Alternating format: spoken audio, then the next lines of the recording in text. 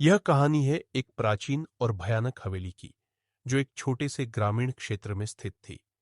गांव का नाम था मृत्यु नगरी, और इस गांव की पहचान उस खतरनाक हवेली से होती थी। इस हवेली का निर्माण सैकड़ों साल पहले एक अत्यंत धनी जमींदार राजेश ठाकुर ने किया था।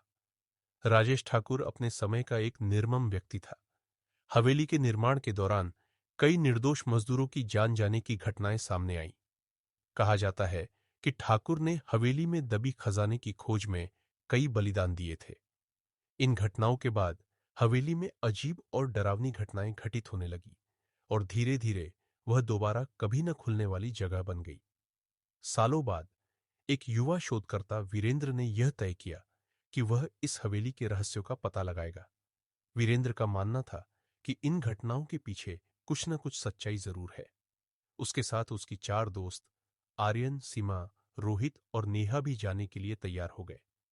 एक दिन सभी मित्र पूरी तैयारी के साथ हवेली की ओर निकल पड़े। हवेली पहुंचते ही उनकी आंखों के सामने एक विचित्र दृश्य था।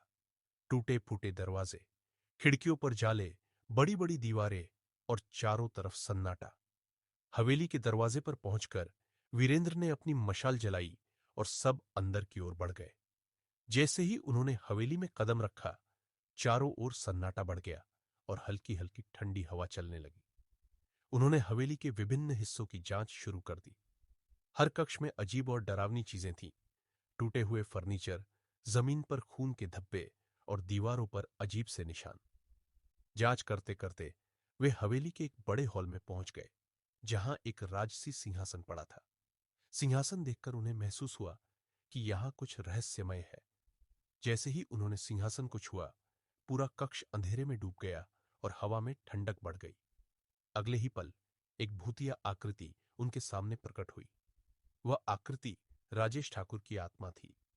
आत्मा ने क्रोधित आवाज में कहा, इस हवेली में तुम्हारा स्वागत है, लेकिन जो भी मेरे रहस्यों को जानने का प्रयास करेगा, उसे मुझसे सामना करना होगा। वीरेंद्र और उसके दोस्त डर गए, लेकिन उन्होंने साहस दिखाया। वीरेंद्र ने आत्मा से पूछा, हम यहां सच जानने आए हैं। तुम्हें किसी विशेष कारण से शापित भी गया है। हम कैसे मदद कर सकते हैं? आत्मा ने बताया, मुझे मेरे कुकर्मों की सजा मिली है। मैंने कई निर्दोषों की बलि दी थी। अगर तुम मेरे हाथों मारे गए निर्दोषों की आत्माओं को शांति दिला सकते हो, तो मैं भी इस शाप से मुक्त हो सकता हूं।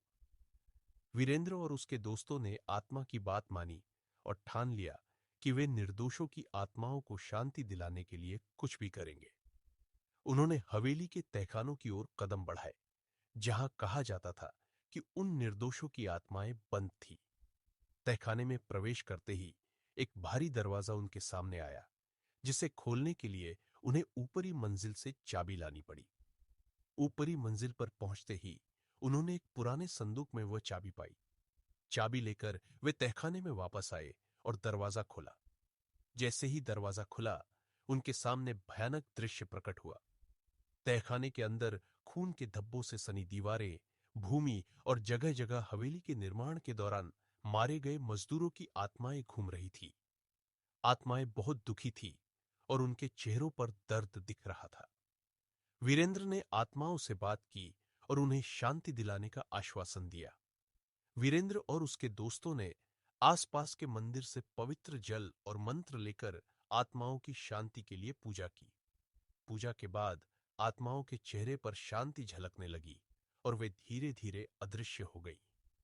आत्माओं की शांति प्राप्त करने के बाद राजेश ठाकुर की आत्मा फिर से प्रकट हुई और कहा, तुम्हारे इस नेक काम से मुझे भी शांति मिली है। मेरी आत्मा अब मुक्त हो रही है।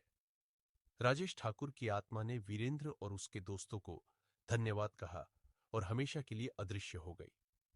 हवेली से भूतिया गतिविधियां समाप्त हो गई और गांव में फिर से शांति का माहौल लौट आया। वीरेंद्र और उसके दोस्तों की साहसिकता और निष्ठा ने हवेली के रहस्य को उजागर किया और वहां की आत्माओं को शांति दिलाई। इस घटना के बाद शापित हवेली अब शांति हवेली के नाम से जानी जाने लगी और वीरेंद्र और उसके दोस्तों की कहानी हमेशा के लिए यादगार बन गई।